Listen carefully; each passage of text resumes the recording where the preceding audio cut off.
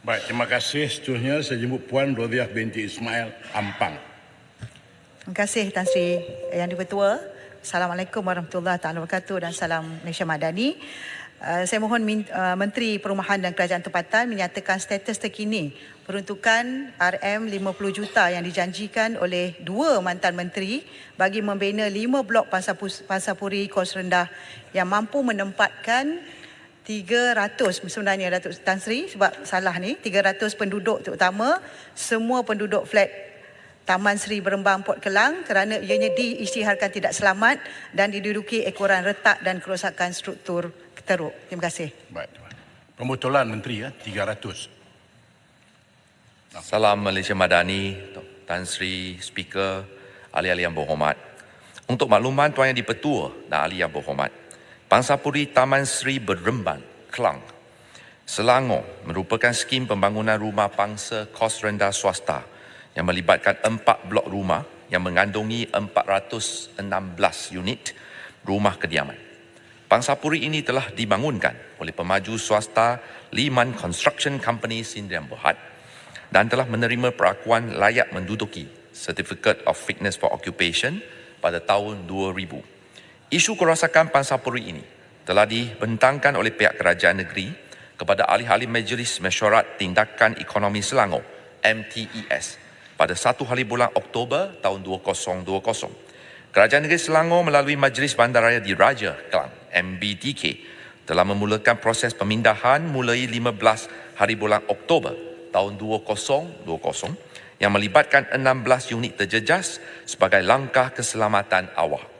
Susulan itu, MBDK juga telah melantik jurutera perunding yang bertauliah untuk melaksanakan kajian menyeluruh dan hasil kajian tersebut mengesahkan bahawa Pansapuri Seri Berembang ini tidak selamat diduduki. Untuk makluman Tuan Yang di-Pertua dan ahli yang berhormat, Kementerian mengambil maklum akan kenyataan yang dibuat oleh mantan Menteri Perumahan dan Kerajaan Tempatan pada tahun 2020 mengenai peruntukan 50 juta yang dijanjikan bagi pembinaan 5 blok Pansapuri kos rendah untuk menempatkan 300 penduduk Pansapuri Taman Seri Berembang. Semakan kementerian yang terkini ke atas perkara ini mendapati bahawa tidak ada tindakan susulan diambil di pihak kementerian pada waktu masa tersebut. Walau bagaimanapun, sekiranya pihak kerajaan negeri berhasrat untuk melaksanakan projek pembangunan semula tanah di Pansapuri Seri Berembang sebagai projek perumahan, program perumahan rakyat PPR oleh KPKT menggunakan peruntukan kerajaan persekutuan, kerajaan negeri perlu memastikan tapak yang diserahkan telah selesai semua urusan hak milik, sama ada diberikan secara percuma atau pada keadaan nominal kepada Kementerian KPKT. Tanah tersebut mempunyai keadaan fizikal yang baik serta bebas daripada sebarang bebanan tapak, free of encumbrances. Tertakluk kepada kesediaan tapak seperti yang diakan di atas, seterusnya KPKT akan mengemukakan permohonan pelaksanaan projek ini kepada Kementerian Ekonomi EPU untuk tujuan pertimbangan. Namun, kelulusan pelaksanaan projek baru adalah tertakluk kepada pertimbangan dan kelulusan kerajaan selanjutnya berdasarkan kepada atur cara kewangan yang sedia ada. Sekian, terima kasih. Saya jemput Ampang. Terima kasih. Terima kasih Menteri. Saya berpandangan sebab perkara ini dibangkitkan oleh adun kawasan dan ada dua perkara besar di sini. Pertama tentang peruntukan yang akan ataupun yang mungkin dipertimbangkan. Tetapi perkara yang lebih fundamental ataupun asas adalah tempat itu telah pun diisytiharkan tidak selamat. Ya, sudah hampir masuk 3 tahun perkara ini tidak pun ada apa-apa pergerakan. Jadi soalan saya pada Menteri, ekoran perkara itu, apakah tindakan yang perlu dibuat sama ada satu jawatankuasa khas bersama dengan kerajaan negeri untuk penyelesaian sebab menyebabkan 304 nyawa yang perlu kita selesaikan. Tapi yang keduanya adalah soalan saya adalah isu kepada pihak yang melaksanakan ataupun membangunkan kawasan-kawasan perumahan. Bukan saja di situ, di tempat-tempat lain. Kita lihat bahawa kalau flat Berembang ini tidak sampai umurnya 30 tahun, ianya telah pun diisytiharkan tidak selamat.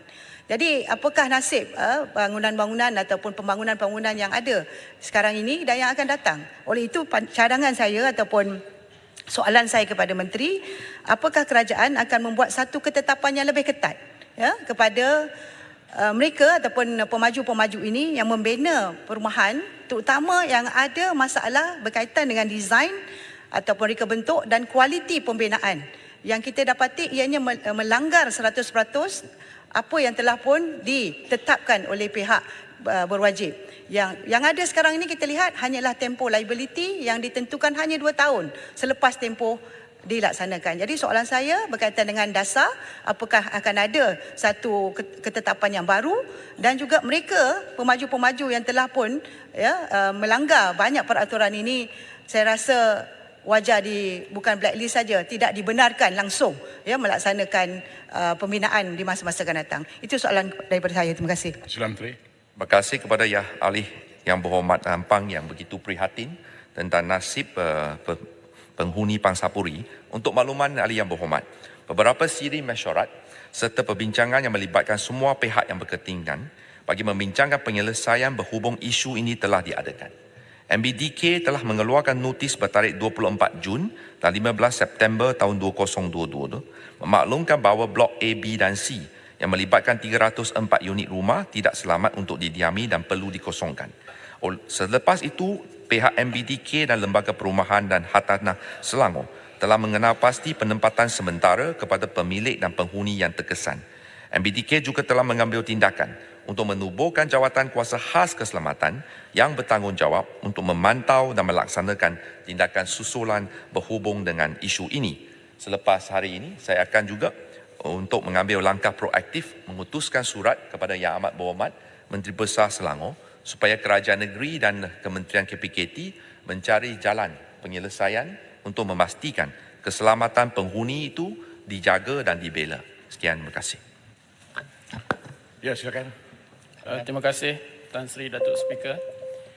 Jadi dalam kegairahan pemaju-pemaju perumahan melaksanakan projek-projek mega, adakah kerajaan telah menjalankan kajian terperinci berhubung syarat yang menetapkan pemaju perumahan untuk menyediakan sebilangan kediaman mampu milik dalam setiap projek mega yang dibangunkan?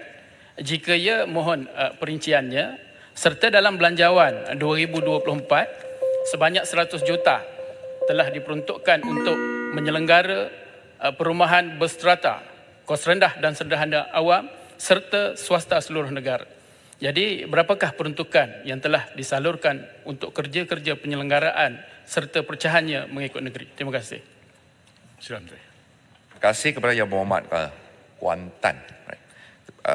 Tentang soalan tambahan yang telah pun dikemukakan, di mana adalah dasar kerajaan supaya semua projek perumahan swasta dia perlu membina rumah-rumah mampu milik, tertakluk kepada kebiasaannya adalah 30%. 30% dan tetapi negeri-negeri lain, kerajaan negara negeri mempunyai syarat-syarat dan juga peraturan tertentu mengikut keperluan keadaan negeri masing-masing. Dari segi jumlah penyelenggaraan tabung, memang 100 juta telah pun diperuntukkan. Dan di mana kita bukan saja membuat penyelenggaraan, mencat semula bangunan, menukar lift baru, rumah-rumah Pangsapuri, kos rendah dan juga kos sederhana. Dan kita akan pastikan supaya setiap peruntukan ini akan dimanfaatkan sepenuhnya supaya penduduk Pangsapuri, kos rendah, sentiasa duduki kediaman yang berdaya huni serta bersifat manusiawi. Tentang peruntukan pecahan kepada negeri-negeri yang ditanya, ini merupakan soalan spesifik dan saya akan cuba berikan jawapan bertulis selepas ini. Sekian, terima kasih. Baik, terima kasih. Saya